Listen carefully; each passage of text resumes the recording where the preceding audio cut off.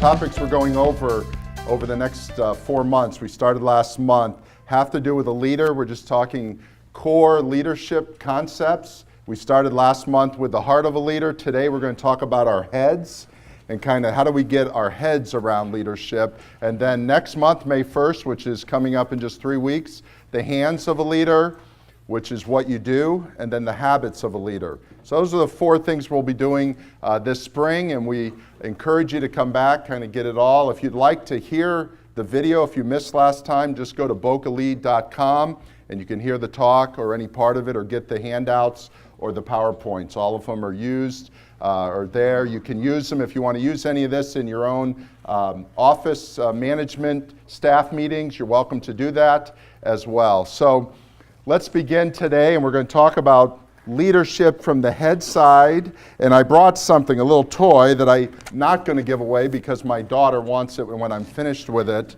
But it's a slinky. You remember the slinkies?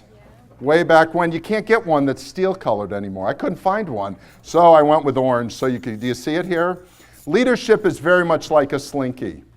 You can leave it in a box and do nothing with it and not help people. It just sits there in a box. You go, that's a slinky. Or you can take it out, but the minute you take it out, something happens. You lose a little control.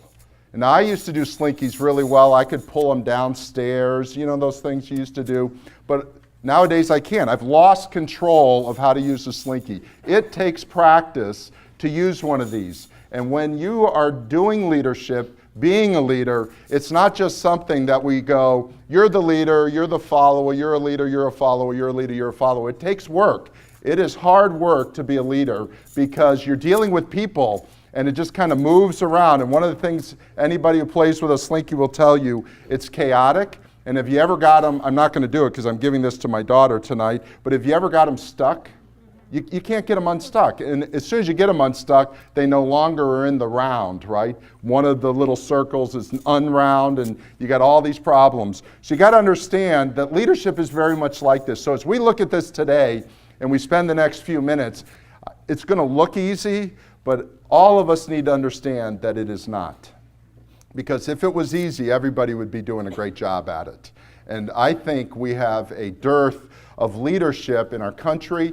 And I go around the world a lot. I travel around the world. And it is very difficult to find strong, ethical leaders in this world today, both here in Boca and around the world. So let's look at it. You have a handout.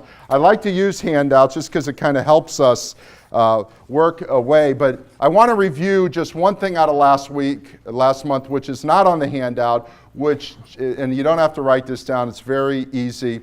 There are 4 areas of influence that you have, that you lead or could lead. And it's very simple, and we did this last month. Number 1, you're personal, yourself. You have to lead yourself. Before I can lead this table to go anywhere, I have to lead myself. And we talked a lot about that last week. I'll just allude to it a little this week. The second type of leadership is the one-on-one, the relationship.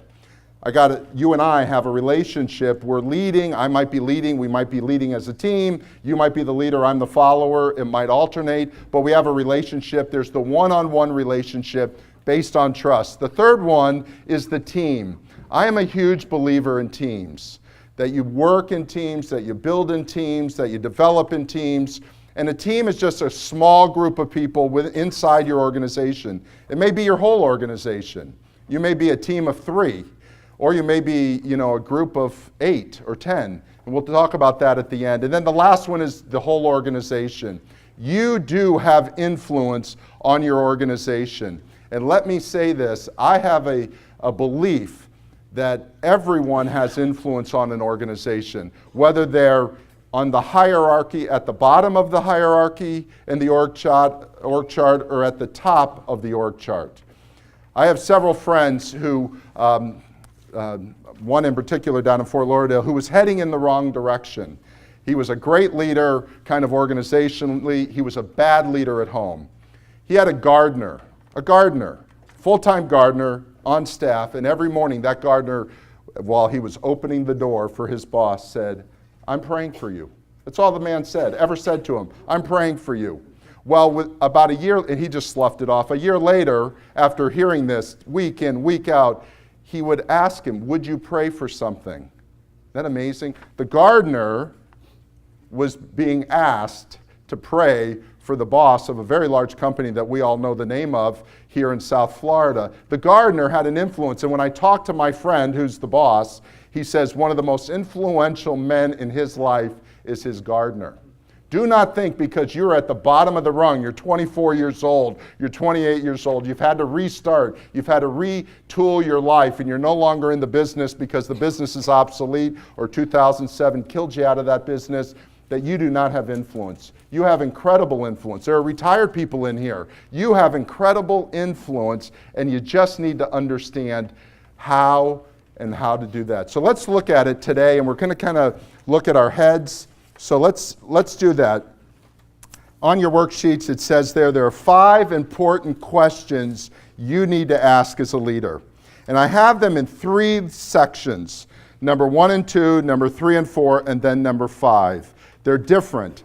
Very simple things, but let me just go over them. Number 1, as a leader, you need to answer this question.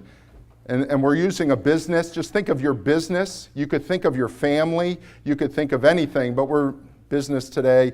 You could be in medical. You could be in education. You could be in automotive. You could have an office, legal, insurance. It doesn't matter. Why do you exist?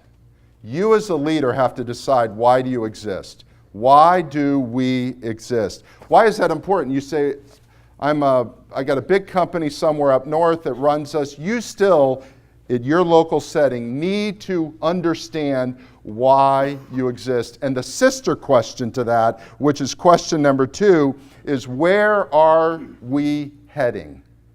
You as a leader, whether you're leading yourself as an entrepreneur or you're leading 1,000 people like I do here, you got to decide why you exist and where you are heading. Now, there are books about this. It's very simple. It's the vision of your business. It's the mission of your vision. And I'm not going to get into mission and vision because you could read, I have over 100, I counted them before I got down here. I have over 100 books that are written about mission and vision. Everybody has a different definition. My definition is, why are we here and where are we going? Some call that vision and mission. Some call that mission and vision. But you, as the leader, have to determine that. Whether it's you as an entrepreneur or you as the head of a large company. And that is the mission, and it's your responsibility. It's not the other people's responsibility. Now, you may be a head of a small division of it. Well, why are you existing? Why does that division exist? I have a friend, Elizabeth, my wife, and I have a friend who was the largest, he was the head of the production part of the largest producers of floppy disks. Well, I hate to tell you, why do we exist to make floppy disks? You know those 3.5 ones, not the 5 1/4, but the 3. There's guys over here looking and saying, what were those? Is that incredible? Okay, that's unbelievable. It's historic, but he had to reinvent himself. Now he's one of the largest producers of CDs and raw CDs. Well, he may have to reproduce himself again if those go obsolete. It's he lives up in Minnesota. It's incredible. He's saying, everything I've done for the last 30 years is obsolete. Well, you can cry about it, or you can say, why do I exist and where am I heading? Or you can sit and say, this is where I've been, and you can show everybody the thousands of floppy disks of your life that are sitting in your warehouse, or you can say, where are you going? Do you really have a vision and a mission where we're going? We can complain about the recession of 2007. I was hit with the recession of 1990. I don't know if anybody else was. I'm old enough that I was hit. I could sit here and complain about that day and night. You could complain about everything, or do you look ahead? If you're a leader, you're looking ahead. Why are we in existence and where are we going? Question number 3 is, who are we? Who are we? And question number 4, the sister question to that is, what do you want to do or be? Who are we? Now you say, no, Bill, that's kind of a stupid thing. We're an insurance company. We're a real estate company. We're a service company. I'm in the medical field. Well, you need to do it, and people need to understand it. Let me give you an example.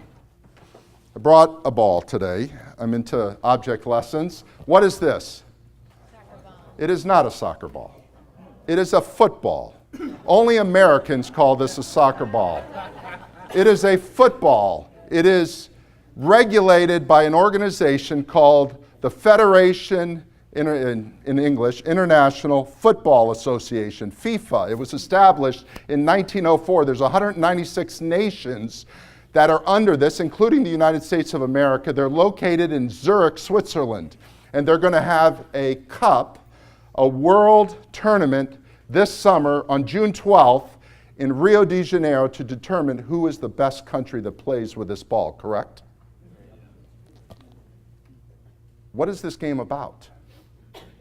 This game is about reaching a goal. The goal is a little piece of PVC in most people's place. I guess it's metal in the big tournaments. And you have to hit the ball in it with your foot. That's why it's called football, right? Interestingly enough, did you know the lines on a football field are inbounds? They're inbounds. I played basketball. The lines in a basketball court are out of bounds. But in football, they're inbounds. I won't go bore you with all the rules of it, but you need to know, if you are a coach of a football team, what the rules are and why do you exist and where are you going. Because you're not just going to the end line. You're going into a net, correct? Now, for the rest of us who were born in this country, this is what? A football. Now think about it. In this game, only one guy's allowed to touch it with his hands. In this game, only one person touches it with his feet. The line's out of bounds, the line's in bounds. You're going to a line at the end called an end zone. You're going into a goal. They're both called goals. Now, if you don't define what you're doing to your people, and you say, we're heading to a goal, this person may think it's a net, and this person may think it's a line. You have to define all these things with your people. Do you see the picture? This is called developing your culture and understanding your culture. Now, I'm not talking about the culture of Latin culture versus American versus Caribbean versus European. I'm talking about the culture inside your industry and then the culture you want to create inside your team, your organization. You've got to create the culture. In this analogy, you're a coach. Now, I'm a player coach. Some coaches stay on the sidelines. I play and coach at the same time in my organization. I believe I'm in there getting sweaty with everyone else, but some coach from the sidelines, some coach from inside. It's amazing. You know, when you break the rules here, you get a yellow card. And if you get two of them, it's a yellow card, then a red card, then what happens? You're out of the game. You can do 2 or 3. You know, a lineman can go off sides 2, 3, 4, 5 times. He may get taken out by his coach, but he's not kicked out of the game. All the kinds of different rules based on the game you're playing, based on the business you're playing, and you need to understand that so that you can communicate that to your people so that they play the game the way it's supposed to be played, right? And it's important, and I call that culture, developing your culture. You could call it corporate culture, whatever. The culture in an architectural firm is different than the culture in an insurance firm, which is different than in a real estate firm or in an entrepreneurial startup company. It's the culture because, and we all use the same terms, but they're playing football with a round ball, they're playing football with an oblique ball. Different game, but we use the same terms. So understand and you communicate that. Then the last one is this. Is the how question. How are we going to get there? How are you going to get there? This is important because this develops your principles in your business. I use the word guiding principles. You may use the word operating principles, values, and it's very important. In fact, I brought one with me. I give every one of my employees a card. It's a bookmark, and on one side is the who we are, and on the other side is how we're going to get there. I actually have printed it out, and every member of our church, when they join our church, even gets this. Why is this church different than the church down the street? Well, this is who we are, and this is how we're going to get there. Do you see the picture? I even do it in church world. So you should be doing it here. Now, why is this important? as well. I'll give you an example. When I was running the real estate company, large company, national company, I ran the South Florida, the Palm Beach County to Indian River division of it, and we had some values and culture in there. One of our culture was that we dealt fairly with others. So our competitors, our vendors, our customers, our clients, we dealt fairly with them, okay? Some of our principles were that we were honest, and one of my principles as the director of this division was that I would take care of everybody's back. My job as the leader was to take care of your back. Do you know what that means?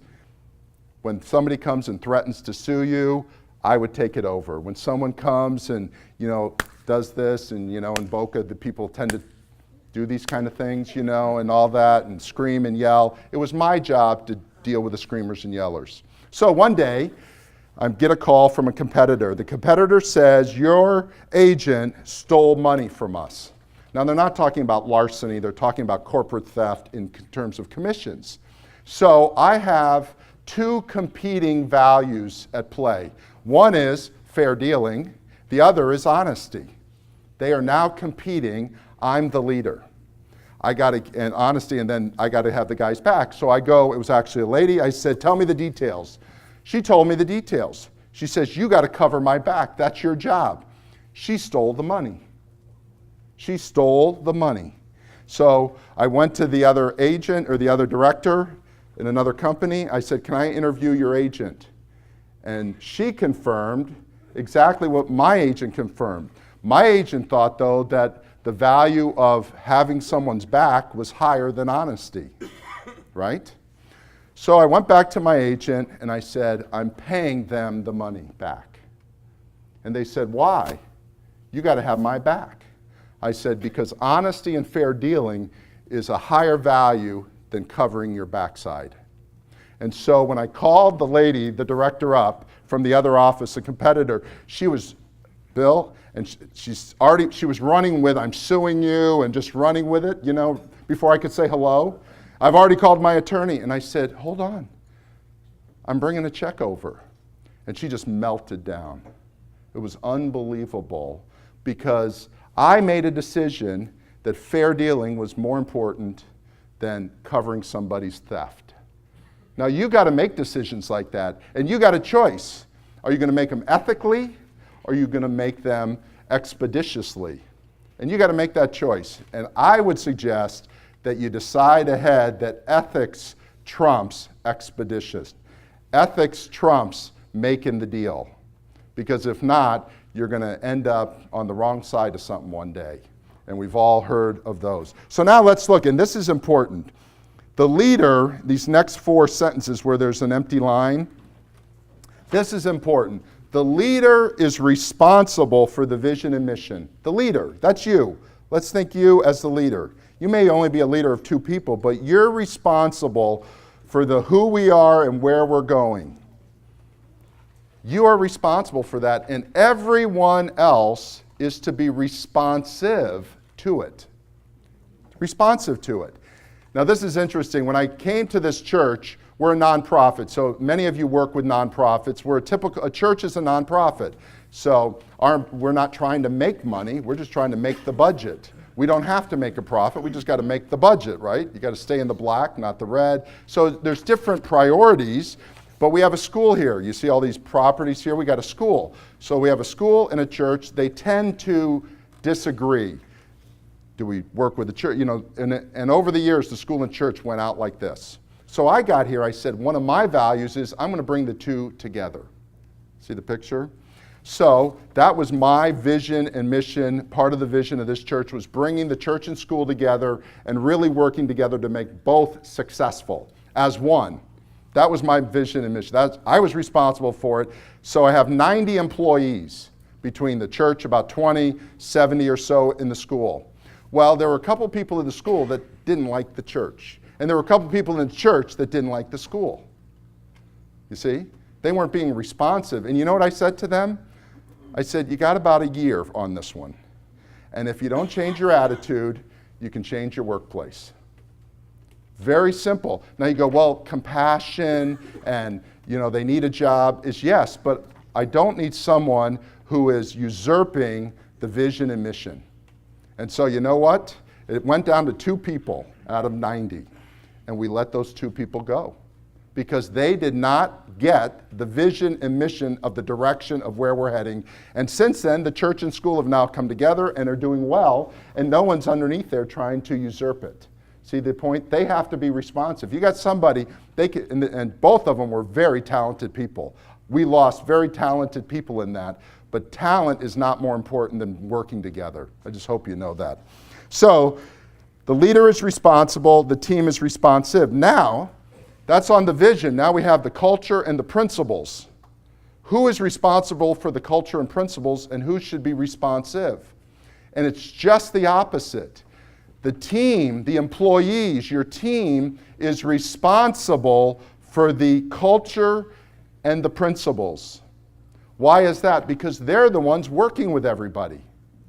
You know, the clients don't see you sometimes, they see someone else. You send people out. Your vendors see one of your employees. Even a secretary is the keeper of the culture, right?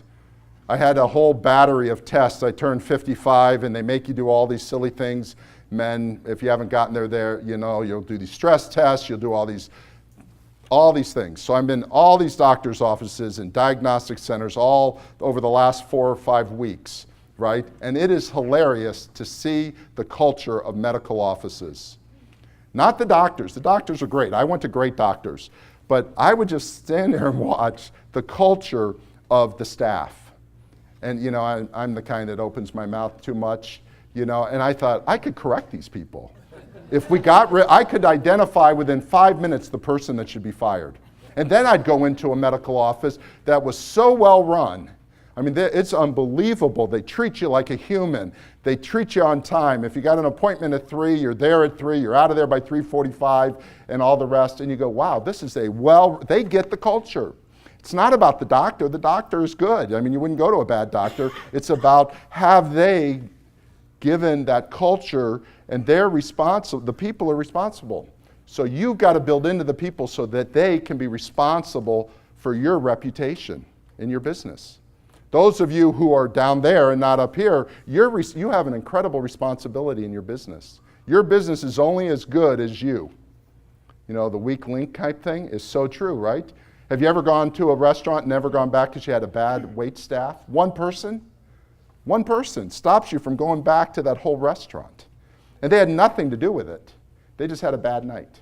So understand that we as leaders are responsive. Now, next, leaders are responsible for leading the team to catch the vision. Just real simple.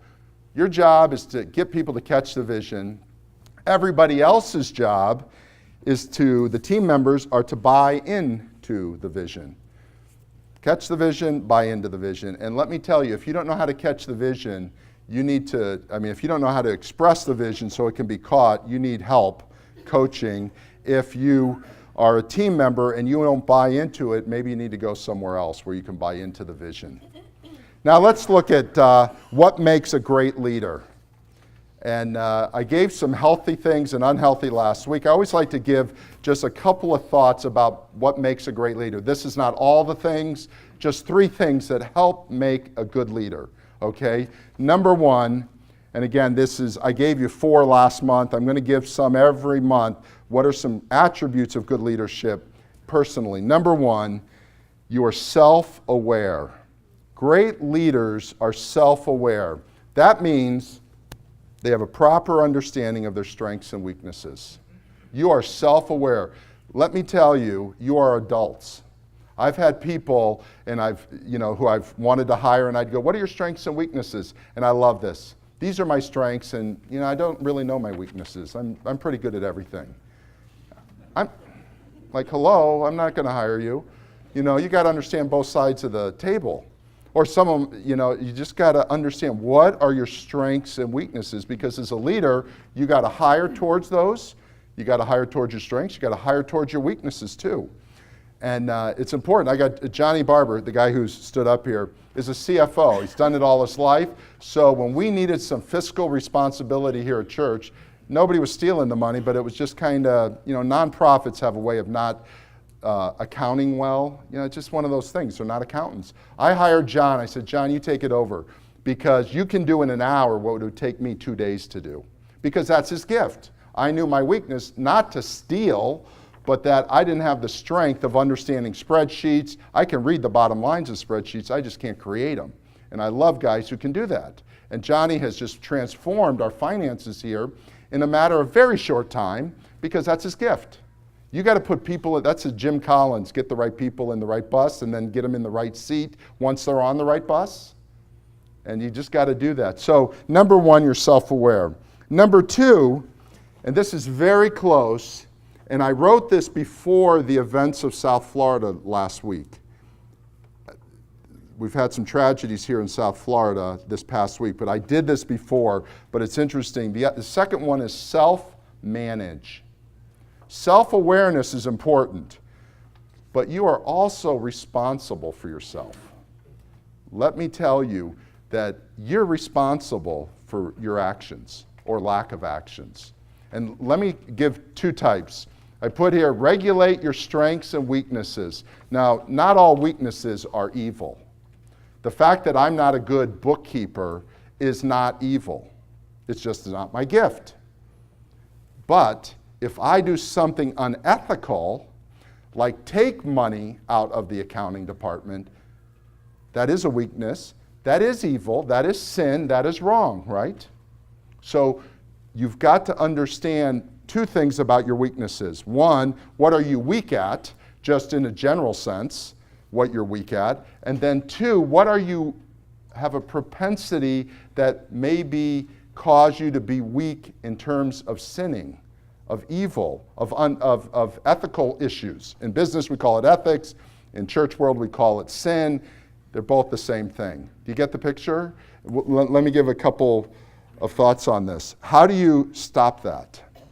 Have you ever, let me ask you this, have you ever had an employee who was an alcoholic, just drank too much? Mondays were tough. If they had to come in on a Saturday for you, Friday night was tough. I had a lot of these people. Well, it's interesting, I could condemn an alcoholic real easy because that's not my weakness. You know what I mean? It's not my weakness. In fact, I had a swig of beer when I was 18. I hated it, and I've not had a drink since. I'm a teetotaler, not because I'm a pastor. I just became a pastor. I'm a teetotaler because I don't like it. So you could put all the liquor up here you want, and it wouldn't bother me. I have close friends who you put that in front of them, and they would struggle to death. Now, my weaknesses are other things.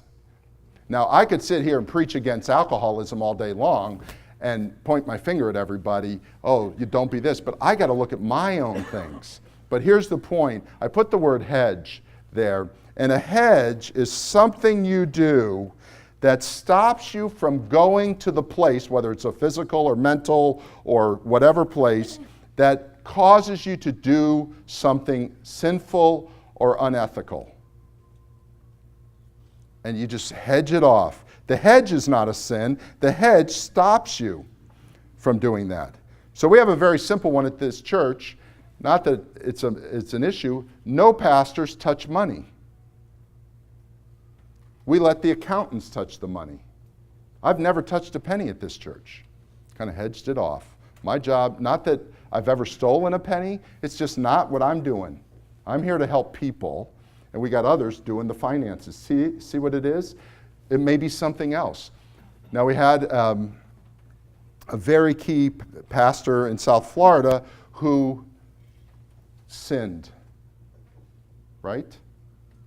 Many of you go to his church. He was a personal friend of mine. He is a personal friend of mine. I have no idea what the sin was. It's none of my business. But to understand one thing, that all of us have clay feet. If any of us say, I'll never do an unethical thing, I'll never do that, I'll never do this, I'm never going to be a part of that, it's just sheer stupidity. You have to understand that you need to understand yourself. The Bible calls it besetting sins. Each one of us have a propensity to something. So again, for me, it's not, drunkenness, because that's just not my propensity. But for me, it's other things. I mentioned some of them last month. So hedge them out so that you know when you're getting close to where you don't want to be, because usually on the other side of a hedge is a cliff. And it is an amazing fall when you fall off a cliff, whether it's financial, spiritual, emotional, psychological, whatever the fall is, it is bad. Then finally on this section here, great leaders are knowledgeable of those who they lead.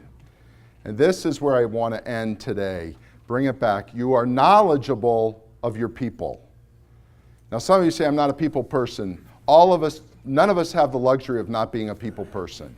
You have to be a people person because you are in the people business. Even if you're in the numbers business, the medical, everything is about people. And we need to understand that. Let me give you an example, and I will use this table right here. So, Stephen and I are in business together, let's say, right? Stephen and I are in business. So, how many relationships do I have in my business? Stephen and I are the only ones in the business. How many relationships do I have? This is easy. One. Okay? Stephen and I are in business. Now, Andrew joins the business. So now there's three of us, right? Bill, Stephen, Andrew. How many relationships are there in this business? Three. I went from 1 to 3. Now I add Ramona into this business. Bill, Stephen, Andrew, Ramona. How many relationships are there now? 6. You got to learn to count faster. There are 6 relationships. Earl joins our business. So now there's 1, 2, 3, 4, 5. Just 5 of us in the business. One of us is the leader, but all of us interact together, 5 of us. How many relationships are there? 10. Good, somebody can count. Now there are 6 of us. So I've gone from 1 to 3 to 6 to 10. See, it's going up, not arithmetically, but geometrically. So now there are 6 of us. How many relationships are there? 15. 7 of us. 21. 8 of us. How many? 28. 9. I only work with this table. My whole job is just this table. There are 9 of us in our entire company. How many relationships are there? 36. 36 relationships. Now, when Stephen and I started the business, there was 1 relationship. We grew the business this past year just to include 9, and there are now 36 relationships. Do you know how hard that is? There's 36 slinkies going around the office all day long. So let me ask you a question. Write down on your paper, how many people do you interact with at your business on a daily basis? Just your regular, not all the people, but the ones that you are either responsible for or they're responsible to you. So it would be, and just say whatever number you want to say. Don't say 100, because you'd be lying at that point, because you don't interact with 100. Okay, 8 people was 28, 9 people was 36, 10 people is 45 relationships. Just think about it. 10 people is 40. What does that mean? I have to relate to each of the 9. You have to relate to each of the 9. He has to relate to each of the 9. She has to relate. It's 45. If you go just to 20 people, it's 190 relationships. So if all I do is put these 3 tables together and say we're a team, us 3 tables, there's 190 relationships there. How do you calculate it? Let me give you the calculation. It's real simple. You calculate the number of people on the team, 5 people on the team, you minus 1, 4. 5 times 4 equals 20, and divide it by 2, that equals 10 relationships. 20 times 19 is 380, divided by 2 equals 190. So when someone says, yes, I work with 40 people, they can't work with 40 people. It's impossible to relate to 40 people in a business at one time. you can relate to a small group. So you need to develop your relationships and help others develop their relationships so your business can move forward. Because if not, like, I have a church of 1,000. So I'm responsible for 1,000 people, but let me tell you, I'm not responsible for 1,000 people. I have teams who are responsible for teams who are responsible for 20 and 30 people at a time, because you cannot do that. So let's close with this. Our time, we're committed to be done at 1. Let me go back to athletics. There's a lady from Australia named Sally Robbins. She was in the 2004, I believe, Athens Olympics. Was that 2004, I believe? Athens Olympics. She was in crew, so she was a rower, the team of 8. So rowing a team of 8, the Australian team was in the final heat, which I think had about 10 rowboats or whatever they're called. What is it? Crew, whatever it is, thank you. And 10 of them. Halfway down the race, Australia's in 3rd place, almost pulling up to 2nd place. Everybody else is far behind. There were 3 teams neck and neck, and if you watch them row, they kind of go forward, then they slow down, go forward, slow down, and you can watch, and the teams go like this. And the 3 teams, Australia was 3rd, but very close. They had a chance to win it all. Sally Robbins was in the middle of one of the strokes, and she decided to stop stroking. Stop stroking. And she put her oar, she didn't put it in the water, she lifted it up so she wasn't dragging. She just stopped. So there's 7 rowers because one's a caller. The 7 rowers now become 6. Immediately, everybody lost their cadence and they ended up in last place. To say the name Sally Robbins in Australia is like saying the name Benedict Arnold when it comes to the Revolutionary War. She lost it in her head. They said, did you cramp up? Did you get a cramp? Were you tired? None of those things. It was all in her head. She said, I just stopped. She had no reason to stop. And by stopping, that one person destroyed the opportunity of 7 other people, and they came in dead last. Now, there's a guy named John Stephen Akwari. He was from Tanzania, 1968, Mexico City Olympics, right? Now, the East Africans are great at the marathon. The Kenyans, the Ugandans, the Tanzanians, fabulous. 75 people are running the marathon, and John Stephen is in the front group. The Kenyans are always near the front in these exhibitions, and they were running, and they're doing the marathon. The group got together. One guy slowed a little. He got tripped, and John Stephen ended up on the tarmac. They're running on roads. He got road rash, and he dislocated one of his joints. They go off. 74, keep going. John Stephen's on the ground. John Stephen, you're not allowed to get touched when you're in a race, right? Somebody hands him a t-shirt. He rips the t-shirt. He wraps the bottom of his leg. He wraps the top of his leg, and he starts hobbling. Now, he's not hobbling the 100-meter here. He's hobbling another, 12 miles. The race is over. The Kenyans win. The stadium empties. The newscasters all go back to their trailers outside the stadium, and in runs John Stephen. Mexico City, 1968. Just a few people hanging around. They all rushed down to the front seats to watch this Tanzanian run in and cross the finish line. So the newscasters come out. He's resting. He's laying there. He's bleeding. He didn't know he was dislocated one of these bones, but he had. So he's running with a dislocated leg. He's sitting there, and they shove a microphone in his face and say, "Why did you do it?" And this is what he said: "Because my country did not send me 7,000 miles to start a race. They sent me 7,000 miles to finish the race." And they said, "You weren't going to win." He said, "It doesn't matter. I finished the race." And let me tell you, leaders and people in this room, you have a grand opportunity to finish the race. And I would suggest that you finish it well. Thank you.